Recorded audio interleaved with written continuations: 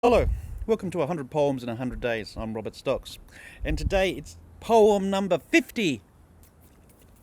And the crowd's going crazy. There's champagne, everyone's drinking, it's going wild, and it's 50 poems, and we're halfway there. Alright, today's poem's about a place called Manapuz in Zimbabwe.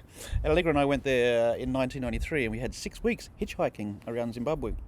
The poem goes like this. It's about our wildlife experiences. Okay, Manapuz, Zimbabwe, north of Lake Kariba, where the great Zambezi River travels into a rift valley.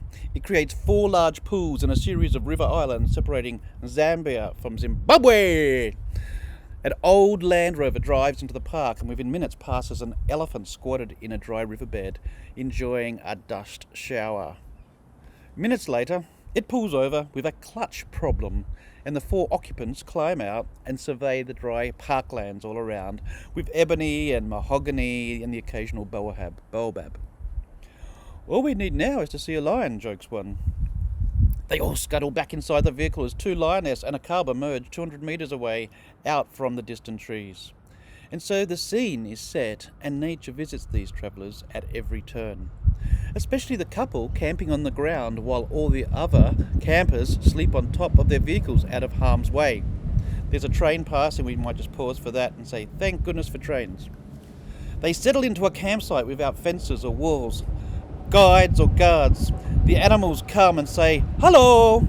Honey badgers from the bins, a warthog in the shower block, elephants gracefully block out stars at night as they pass the tent. A hyena sniffs the back of the camper through the tent flap and wanders off. One night, while dining with South African teachers, a hippo slowly emerges up from the river tracks and silently grazes all around the dinner party, even when the watchers return to normal conversation. One afternoon, the 4 travellers hike for many miles along the Zambezi and are cut off from the campsite on their return by hundreds of elephants converging down to the water's edge in the late afternoon to drink. Things heat up as young adults with babies become protective and mock charge the stranded hikers. We need a four-wheel drive to come and pick us up, cries one of them in despair. The others laugh without mirth, knowing that they are off the beaten track in a vast wilderness. All are surprised then by the sound of a distant motor, and a small four-wheel drive vehicle emerges heading towards the campsite. Madly waving, they move towards the approaching car. The South African school teachers pull up and, recognizing the danger, allow the hikers to squeeze into their already full car. One elephant has had enough and starts to move forward, dropping his head and tusks, and the driver responds quickly, accelerating to swerving away from the angry beast and around some stationary giants and out of the path of danger. There is much relief in the conversation around dinner that night. Later, the temp campers hire a canoe, and they are told by the rangers not to go into the middle of the river where the submerged hippos lie, and to avoid the riverbanks because of the Nile crocodiles. They paddle and they survive. Eventually they all leave. Manapuz returns to its normal wilderness life.